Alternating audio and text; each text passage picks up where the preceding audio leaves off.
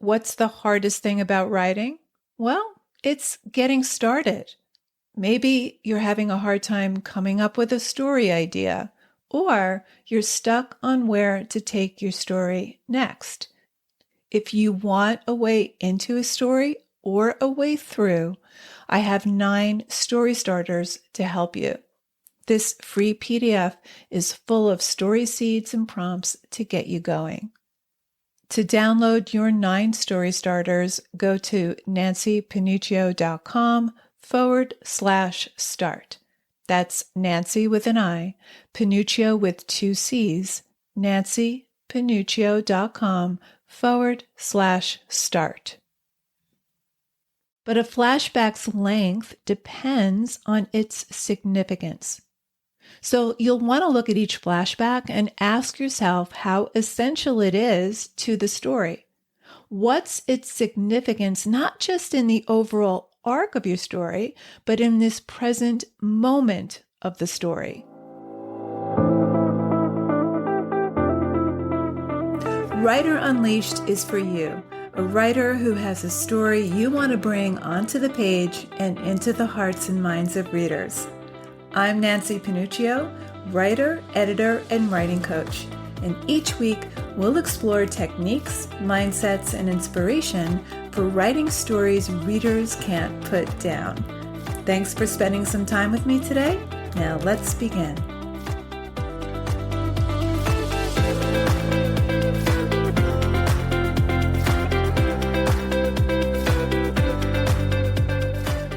Writing flashbacks can flummox the best of us. Writers will often ask questions like, do you use flashback liberally, sparingly, or not at all? Can you have too many flashbacks? How do you indicate a flashback in your story? How do you avoid overwhelming the current story when the present is so heavily influenced by the past? Is it bad to write a flashback scene in the first chapter? How will readers know they're reading flashback or present time? Don't worry, I've got you covered. In today's episode, we're going to answer these questions and more. We'll talk about what a flashback is and what makes it different from backstory. And then we'll talk about some do's and don'ts when writing flashback. Now, for some writers, flashbacks are easier to write than the front story. The forward-moving action can be much harder. Sometimes writers will break off from a great story to go into this long detour of flashback that doesn't feel integrated into the present action. And its relevance to the present isn't clear. Sometimes flashbacks are a way of avoiding conflict. I see this a lot. Just when the story is heating up and the characters are under a lot of stress, which is great for drama, the writer then goes into this long detour of flashback and lingers there to avoid their own anxiety about moving the story forward and seeing the conflict through. And then some writers avoid flashback completely because they think of it as an overused device. So the character's history exists in the writer's mind, and they may even have a notebook filled with notes on that character's childhood and their relationship with his or her parents, but it's not yet on the page. And then the reader doesn't understand the character's motivations in the present. So before we dive into the do's and don'ts, let's get clear on precisely what a flashback is. A flashback is a scene that precedes the time of the present story. Now, often writers conflate flashback with backstory. Backstory is anything that happened in your character's life before the story began. It's similar to flashback. You can say that about flashback too, but it's not your character's reflection on what happened before the story began. Now, this is a subtle distinction. Backstory is typically more expositional. So it's the story before page 1. For example, she had attended one of the leading dramatic schools of New York less than 10 years before.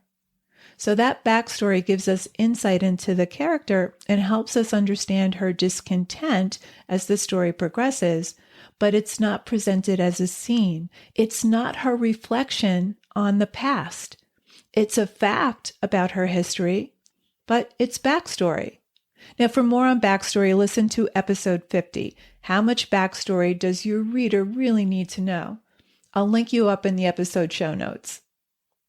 Flashback is when a character consciously reflects on the past in relation to her present. So the past and present are speaking to one another. Backstory is typically told as narrative. It's essential to understanding the present, and it doesn't all need to be on the page. And you could say the same thing about flashback. It does have implications on the present of the story, and not all flashbacks are relevant, so you need to be selective.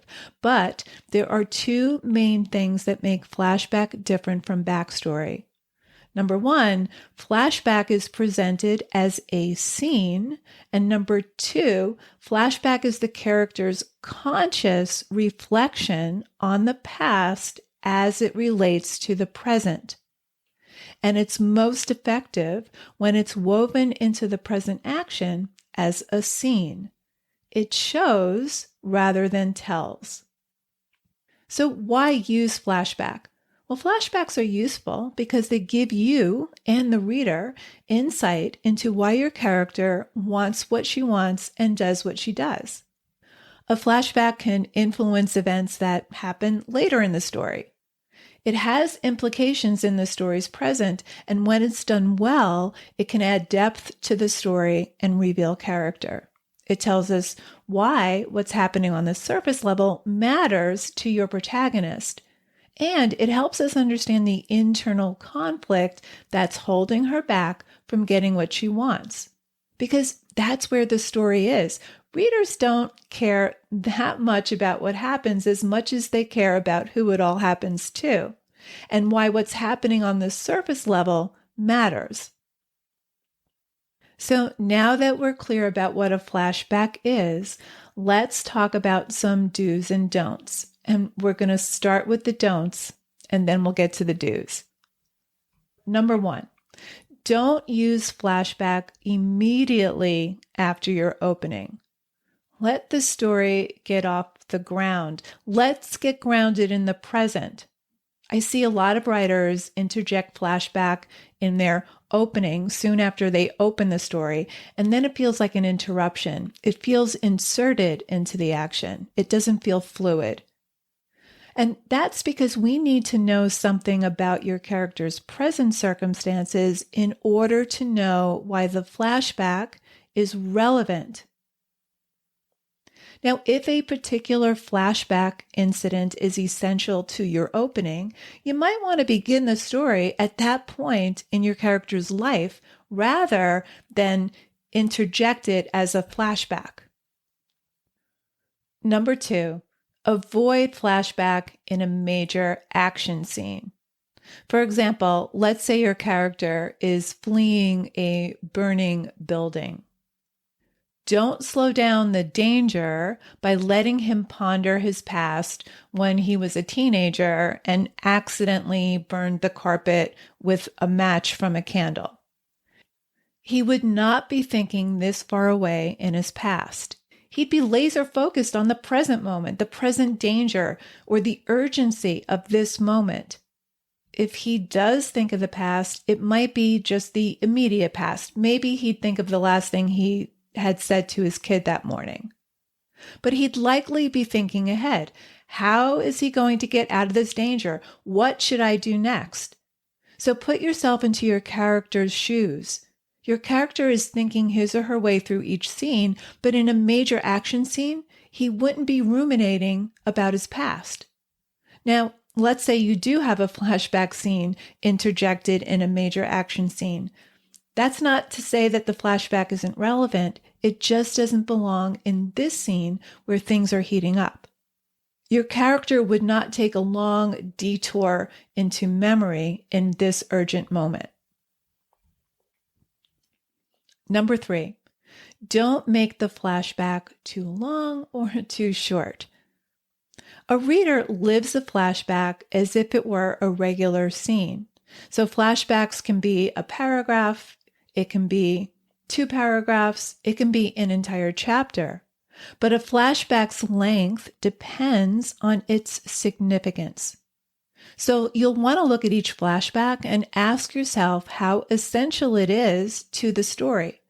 What's its significance, not just in the overall arc of your story, but in this present moment of the story? I like to think of flashbacks as significant history. This is a term I learned from Doug Glover when I was getting my MFA, and it's really helpful. If it's significant, let's say your character's best friend died in a horse riding accident, and your character survived the accident but lost a leg. You'll want to give that flashback time to develop on the page. Do it justice. Don't give it the short shrift with only a few sentences. Number 4, don't crowd flashbacks close together. Sometimes writers will swing from one flashback to another or give too many within the same scene. So are your flashbacks clustered together, or are they spread strategically throughout the story? If too many flashbacks are close together, maybe reposition them to another place in the story or combine them into one flashback.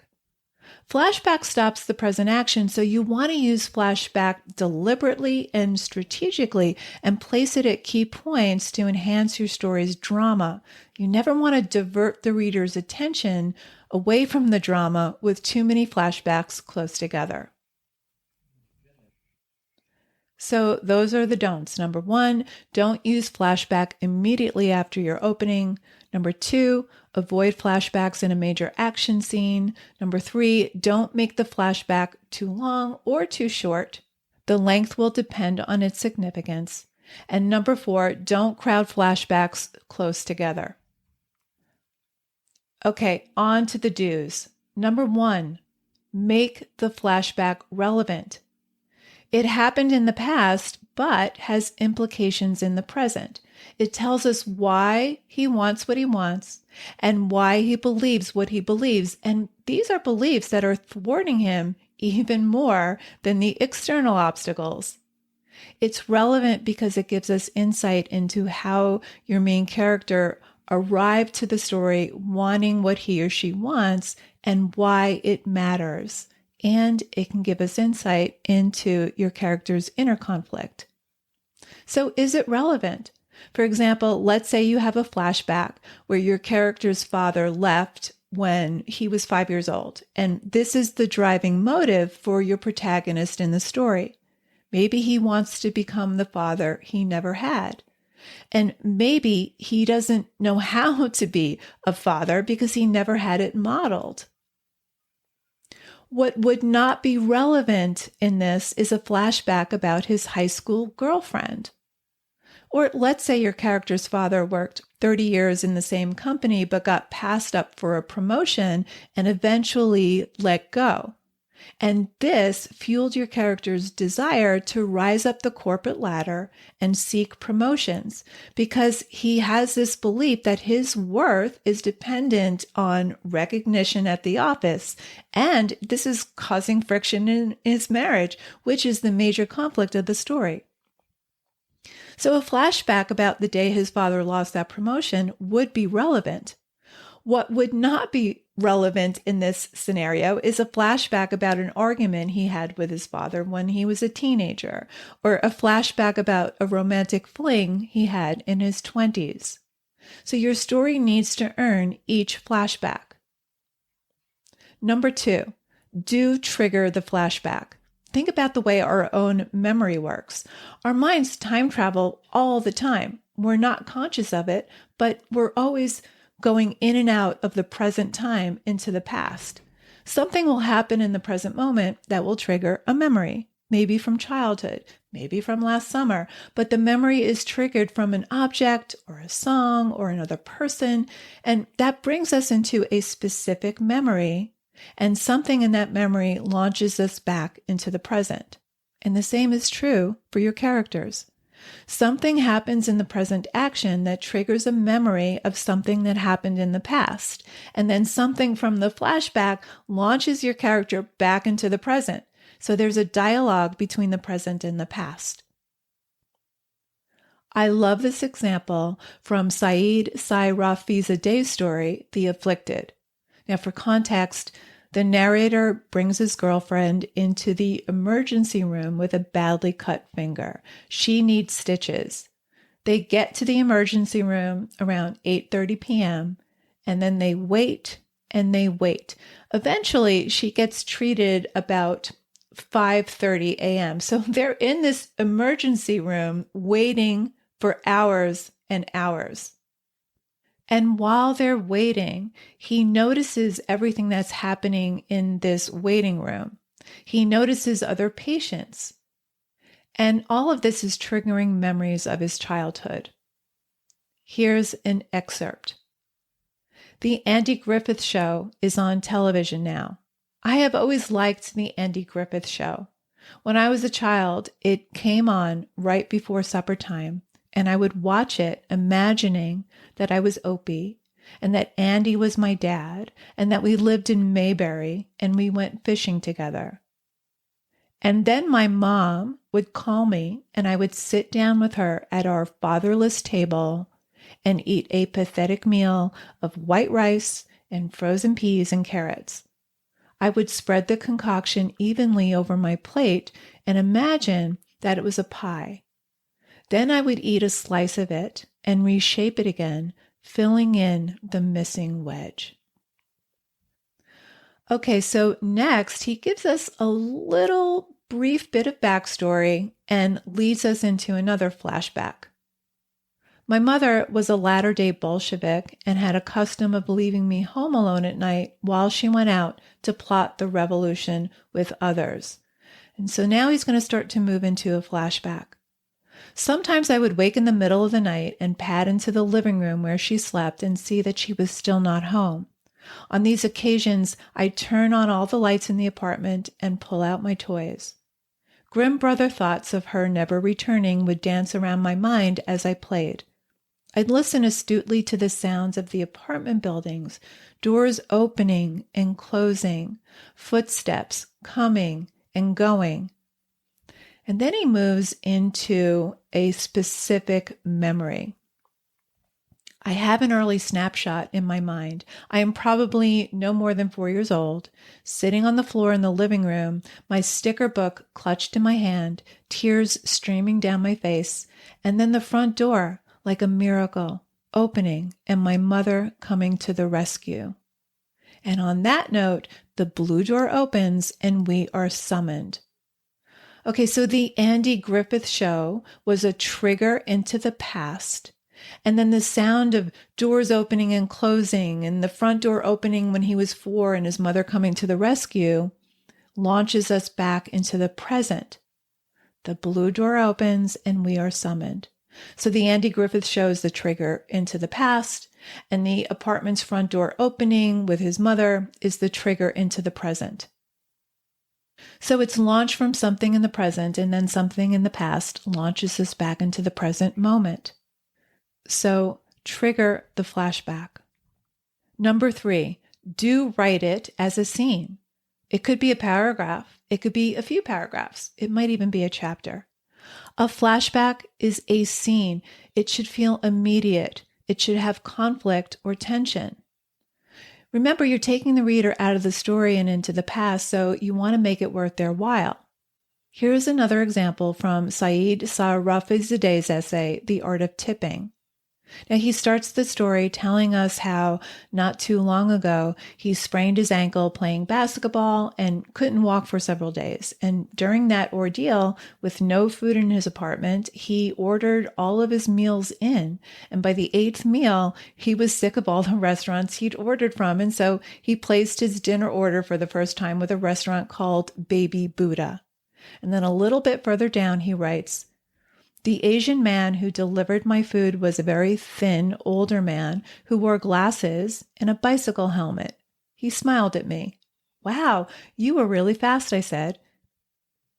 He smiled at me. He did not understand.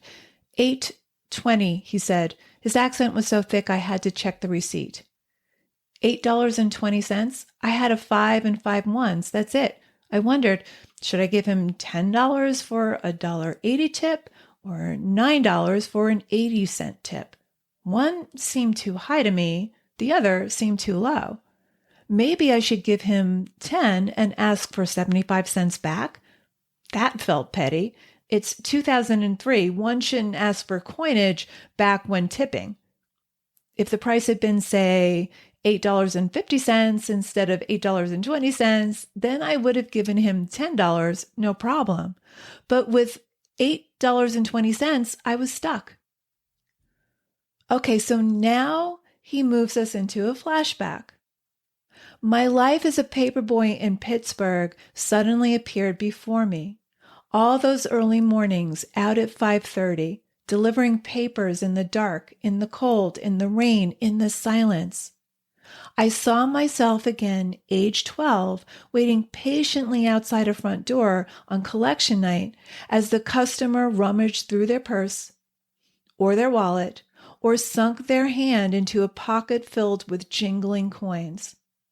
I saw myself standing there, watching helplessly as a dollar bill was peeled from a money clip and hoping that maybe this would be the time another dollar bill would be peeled from it, and another, and a $5 bill, and a $100 bill, and on, a tip without end. I wanted the tip that would end once and for all my shabby life in a small apartment with my single mother who could not afford to give me anything. I had fantasized that if I grew up and had money, I would be the big tipper, the $20 tipper. I would do for others what had never been done for me. And then I thought, it only took him 6 minutes to get there. I gave him $9. His speed had worked against him. Thank you, I said, and took the food. Okay, now notice that the flashback has all the elements of a scene. As a 12-year-old, he has this desire and a goal, and there's a conflict. He doesn't get what he wants. He doesn't get the big tip. But notice we get insight into why he wants what he wants. He's grown up with a single mother who couldn't afford to provide anything beyond basic necessities. Notice, too, that the flashback is relevant to the topic of this story. It's focused on tipping. So the flashback is a scene with conflict. He wants one thing that he never gets. So the flashback is a scene and there's conflict built into it. He longs for a great tip. He longs for more money.